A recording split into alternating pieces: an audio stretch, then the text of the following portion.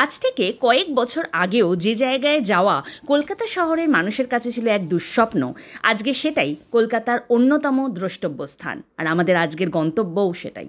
Hello friends, welcome back to my channel Indrani's world.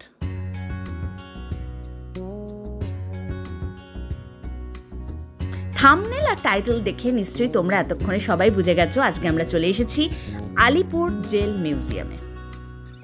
এই jail মিউজিয়ামটা বিশাল বড়, ফলে একটা ভ্লগে এই জেল মিউজিয়ামটাকে পুরোটা তুলে ধরা প্রায় অসম্ভব, আর সেই চেষ্টাও আমি করছি না, কারণ আমি কিছুটা খালি চোখেও দেখতে চেয়েছিলাম, সেই জন্য সব কিছু আমি শ্যুট করিনি। খালি তোমাদের একটা আইডিয়া দেওয়ার জন্য, যারা তোমরা যাওনি যে ভেতরটা কীরকম, সেই জন্যই আমার আজকের ব্লগ। আশা করি তোমাদের আজকের ব্লগটা দেখে ভালো লাগবে এবং খুব তাড়াতাড়ি তোমরা অবশ্যই আলিপুর জেল মিউজিয়াম সপরিবারে যাবে। এই জেল মিউজিয়ামে মূলত ভারতের স্বাধীনতা সংগ্রামের সময় যে সমস্ত স্বাধীনতা সংগ্রামীরা জেল বন্দি অবস্থায় ছিলেন তাদের সেই কারাগারগুলো, এবং আমরা জানি যে সেই সময় বহু স্বাধীনতা সংগ্রামীকে ফাঁসি দেওয়া হয়েছিল, সেই ফাঁসির মঞ্চও এখানে রয়েছে, এবং সেই পুরনো স্ট্রাকচারটাকে রেখে এই জায়গাটা পুরো সংরক্ষণ করা হয়েছে। ফলে তোমাদের এই জায়গাটা গেলে মনে হবে তোমরা সেই স্বাধীনতা সংগ্রামের সময়ের ওই সময়টায় তোমরা পৌঁছে গেছো। আর আমার মনে হয় এটা খুব শিক্ষণীয় একটা জায়গা। আমাদের অতি অবশ্যই একদিন সিনেমা বা শপিং মল না ঘুরে আমাদের ছেলে মেয়েদের নিয়ে এই জায়গাগুলো ঘুরিয়ে নিয়ে আসা উচিত, যাতে তারা বুঝতে পারে যে আজকে যে স্বাধীনতাটা আমরা ভোগ করছি সেটা খুব অনায়াসে কিন্তু আমরা হয়তো পেয়েছি, কিন্তু তার জন্য আগের বেশ কয়েকটা জেনারেশনকে কিন্তু প্রচুর সংগ্রাম, প্রচুর কষ্ট সহ্য করতে হয়েছে। এখানে ভারতের স্বাধীনতা সংগ্রামে যে সমস্ত বিখ্যাত স্বাধীনতা সংগ্রামীরা থেকেছেন প্রত্যেকের কক্ষটা আলাদা করে রাখা রয়েছে। সেখানে তার সম্পর্কে লেখা রয়েছে যে তিনি কোন সময় থেকে কোন সময় এই কারাগারে ছিলেন। এবং আমার যেটা সবচেয়ে ভালো লেগেছে এই আলিপুর জেল মিউজিয়ামের ক্ষেত্রে, যেখানে কোনো গাইড নেওয়ার কোনো প্রয়োজন নেই। তুমি যদি সেই মানুষটির সম্পর্কে নাও জানো, ওখানে প্রত্যেকটা কক্ষের বাইরে একটা কিউআর কোড আছে, যেটা তুমি স্ক্যান করলে একটা অডিও গাইডের ট্যুর তুমি পেয়ে যাবে। তোমাকে বলে দেওয়া হবে যে ওই কক্ষে কে ছিলেন এবং তিনি কবে থেকে কবে কোন সময়টায় উনি ওখানে ছিলেন। এবার আমরা যে জায়গাটা যাচ্ছি সেখানে নেতাজি সুভাষচন্দ্র বসু, বিধানচন্দ্র রায়, দেশবন্ধু চিত্তরঞ্জন, এনারা সব বন্দী ছিলেন যখন ভারতের স্বাধীনতা সংগ্রামে ওনারা লড়ছেন। সেই সময় ওনাদের বন্দি করে এইখানে রাখা হয়েছিল। চলো সেই কক্ষগুলো আমরা দেখে নিই। এই জায়গাটায় দেখে আমার লিটারালি গায়ে কাটা দিচ্ছে। মানে এত ছোট ছোট না এই জায়গাগুলো, মানে কারাগারের এই কক্ষগুলো, মানে তুমি দেখে অবাক হয়ে যাবে যে এত বিখ্যাত মানুষরা যাদের সম্পর্কে আমরা বইতে পড়ি এবং যা আমাদের ভারতের স্বাধীনতা সংগ্রামের ক্ষেত্রে যাদের এত অবদান, তারা ঠিক কতটা কষ্ট সহ্য করে এই স্বাধীনতাটা আমাদের এনে দিয়েছে। এখন আমরা যে জায়গাটা মানে দেখতে যাচ্ছি সে জায়গাটাতে দেশবন্ধু চিত্তরঞ্জন দাস, নেতাজি সুভাষচন্দ্র বসু, যতীন্দ্রমোহন সেনগুপ্ত এনারা বন্দী ছিলেন। এবং যেটা বললাম যে প্রত্যেকটা কক্ষের বাইরে ওনারা কবে থেকে কবে এখানে বন্দী ছিলেন, কী কারণে ব্রিটিশরা ওনাদের বন্দী করেছিল, সেগুলো সব কিছু লেখা রয়েছে। এছাড়া কিউআর কোড স্ক্যান করলে তোমরা একটা অডিও গাইডেড ট্যুর এখানে পেয়ে যাবে।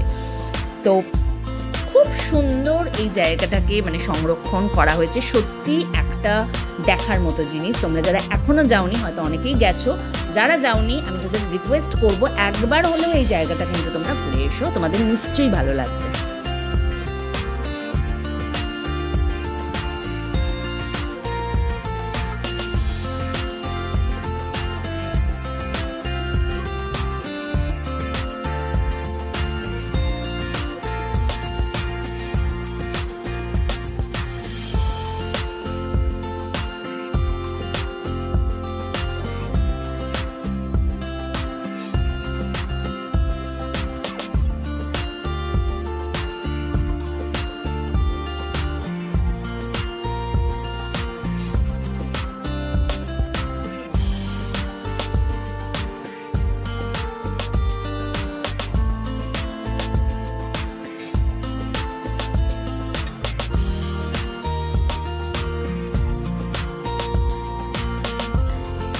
আমরা এখন যে কক্ষটা দেখতে যাচ্ছি সেটা হচ্ছে নেহেরু কক্ষ, অর্থাৎ পণ্ডিত জওহরলাল নেহেরু যখন ভারতের স্বাধীনতা সংগ্রামে ব্রিটিশদের হাতে বন্দী হয়েছিলেন তখন ওনাকেও এই আলিপুর জেলে এনে রাখা হয়েছিল, এবং যে কক্ষে রাখা হয়েছিল এখন আমরা সেই কক্ষটাই দেখতে যাচ্ছি। দেখো, এটা হচ্ছে কক্ষটা, আর কক্ষটার বাইরে একটা খুব সুন্দর বসার জায়গা রয়েছে, এবং এখানে ইন্দিরা গান্ধীর একটা মূর্তি আমরা দেখতে পাচ্ছি, কারণ এখানে বলা হচ্ছে যে যখন পণ্ডিত নেহেরু এখানে বন্দী ছিলেন তখন ইন্দিরা নেহেরু, তখন 15-16 বছরের একটি মেয়ে, তিনি এখানে তার বাবার সাথে দেখা করতে আসতেন এবং এসে এই গাছতলায় যেখানে তার মূর্তিটি করা রয়েছে এখানেই বসতেন এবং নেহেরু কক্ষ থেকে বেরিয়ে এসে ওনার সাথে দেখা করতেন।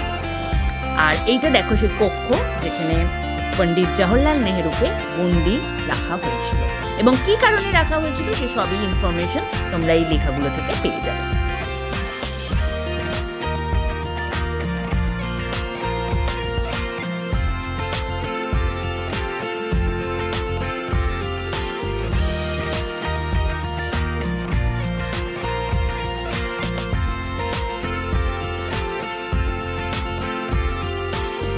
এই জায়গাটা অনেক বড় হলেও এখানে কিন্তু কোনো জায়গায় খুঁজে না পাওয়া বা হারিয়ে যাওয়ার কোনো চান্স নেই, কারণ বিভিন্ন জায়গায় এরকম তীর চিহ্ন দিয়ে মার্ক করা রয়েছে যে কোন দিকে গেলে তুমি কি দেখতে পাবে। তো আমার মনে হয় এটা আরেকটা ভালো দিক এই জেল মিউজিয়ামের। এখানে একটা লাইট অ্যান্ড সাউন্ড শোয়েরও ব্যবস্থা রয়েছে, যার মাধ্যমে এই আলিপুর জেলের ইতিহাসটা পুরো দর্শকদের সামনে তুলে ধরা হয়। তো তোমরা গেলে সেটা কিন্তু একদম মিস করো না।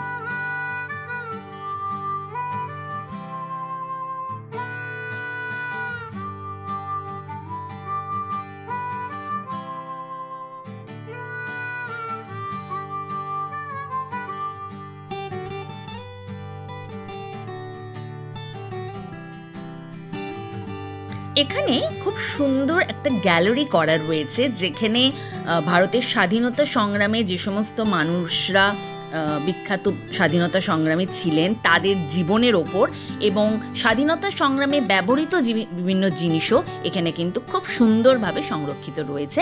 তো তোমরা দেখলে আশা করি তোমাদের ভালো লাগবে। তোমরা যদি এখানে সারাদিনের জন্য আসো তাহলে খাওয়া নিয়েও কিন্তু কোনো চিন্তা করতে হবে না। স্ন্যাক্স, কফি খেতে চাও অথবা লাঞ্চ করতে চাও তোমরা চলে যেতে পারো নিউ টাউন কফি হাউসের যে ইউনিটটা এর ভেতরে রয়েছে সেখানে। আশা করি তোমাদের আজকের ভিডিওটা ভালো লেগেছে। তোমাদের যদি আজকের ভিডিওটা ভালো লেগে থাকে অতি অবশ্যই লাইক করো, শেয়ার করো, কমেন্ট করে তোমাদের ফিডব্যাক অতি অবশ্যই আমাকে জানিও। আর তোমরা যদি ফার্স্ট টাইম আমার চ্যানেল ভিজিট করে থাকো অতি অবশ্যই আমার চ্যানেলটাকে সাবস্ক্রাইব করে নিও আর বেল আইকনটাকে ক্লিক করে দিও। খুব তাড়াতাড়ি ফিরে আসছি আর একটা ইন্টারেস্টিং ভিডিও নিয়ে। ততক্ষণের জন্য বাই বাই। তোমরা সবাই খুব ভালো থেকো।